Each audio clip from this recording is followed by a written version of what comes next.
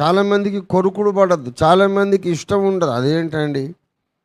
ఒక తాగుడు, తిరుగుడు, అబద్ధాలు, మోసము, ఎలాంటి చెడ్డ పనులు చేయకుండా నీట్గా నీతిగా బ్రతికిన వాళ్ళు నరకంలో ఎందుకు పడతారండి అనుకుంటారు చాలామంది. ఎందుకు పడతారో వాడికి అక్కడ పోయి పడ్డ తర్వాత అర్థమవుతుంది, చాలా క్లియర్ కట్గా, క్లారిటీగా, ఫుల్ క్లారిటీ వచ్చేస్తుంది. అరే నరకంలో ఎందుకు పడుతున్నామంటే ఏదో చేశామని ఏదో చేయలేదని కాదు. ఆదాము రక్తం మనలో ఉన్నందుకు నరకంలో పడుతున్నాము. స్వభావ పాపము మనలో ఉన్నందుకు నరకంలో పడుతున్నాము.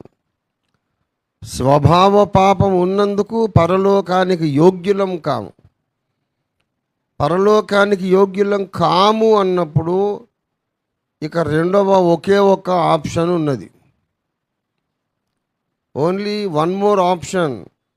20-30 ఆప్షన్లు ఉండవు. 20-30 ఆప్షన్లు లేవండి. దేవుడు నివసించే, దేవుడుండే పరిశుద్ధ మహిమ ప్రపంచం పరలోకంలో మనం ఉండడానికి అవకాశం లేకపోతే ఇంకా ఒక్కటే ఆప్షన్ ఉంది, అది నరకాగ్ని గుండం. ఉంటే అక్కడ ఉండాలి, లేకుంటే ఇక్కడ ఉండాలి. పరలోకానికి యోగ్యులం కాదు గనుక తప్పనిసరి పరిస్థితుల్లో ఇంకా చేసేదేమీ లేక, ఇక వేరేది ఇంకెక్కడ వేరే లోకమే లేక నరకాగ్ని గుండంలోకి మనుషులు వెళ్ళిపోతున్నారు. గనక ఆ నరకము నుండి మనల్ని తప్పించడానికే దేవుడు నరుడై పుట్టి ఆదియందుండిన నాద బ్రహ్మము, దేవుని వాక్యమును పేరు పెట్టబడినటువంటి దేవకుమారుడు, ఆది సంభూతుడు, అదృశ్య దేవుని దృశ్యరూపము, దేవుని మహిమ యొక్క మూర్తిమంతమయ్యున్న దేవుని బాహువయ్యుండి దేవుని కార్యములన్నిటిలోనూ ఆయన ప్రధాన శిల్పిగా ఉండి అన్ని కార్యాలు సృష్టితో సహా జరిగించినటువంటి ఆ మహాదేవుడు మనిషై పుట్టినాడు.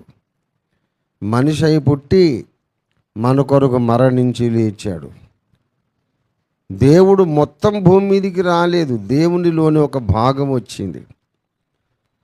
ఆ వచ్చిన ఆయనను కుమారుడు అంటున్నాము. అక్కడ మిగిలిపోయిన ఆ ఇంకా విశాలమైన భాగాన్ని తండ్రి అంటున్నాం. మన కొరకు భూమి మీదికి వచ్చినటువంటి ఈ దేవకుమారుడు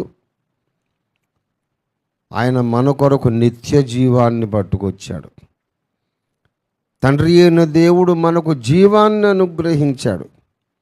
ఆ జీవము ఆయన కుమారుని యందున్నది. నేను మీకు ఒక మొబైల్ ఇవ్వాలనుకున్నా అనుకోండి, దాన్ని మంచి ప్యాకింగ్ చేసిస్తాను, అందమైన ప్యాకింగ్. లేకుంటే అందంగా లేదనుకోండి, ఆ ప్యాకింగ్ అందంగా లేదు, సుందరంగా లేదు, ఏదో పాత అట్టముక్కలు, పాత పేపర్లతో చుట్టిస్తా, చూడ్డానికి అందంగా లేదనుకోండి ఆ ప్యాకింగ్. అయితే నేను ఇచ్చే మొబైల్ మీరు తీసుకోవాలంటే అది అందంగా ఉన్నా లేకున్నా, మీ కంటికి నచ్చినా నచ్చకపోయినా ఆ ప్యాకెట్ అందుకోవాలి. ఆ డబ్బాలోనే ఉంది నీకు కావలసిన మొబైల్. అలాగే నిత్య జీవము కావాలంటే ఒక ప్యాకెట్లో దేవుడు పెట్టించాడు. ఆయన చేసిన ఆ ప్యాకేజింగ్ పేరు ఏమిటంటే నజరేయుడైన యేసు. నజరేయుడైన యేసులోనే ఆయన మనకు నిత్య జీవాన్ని పొందుపరిచిచ్చాడు.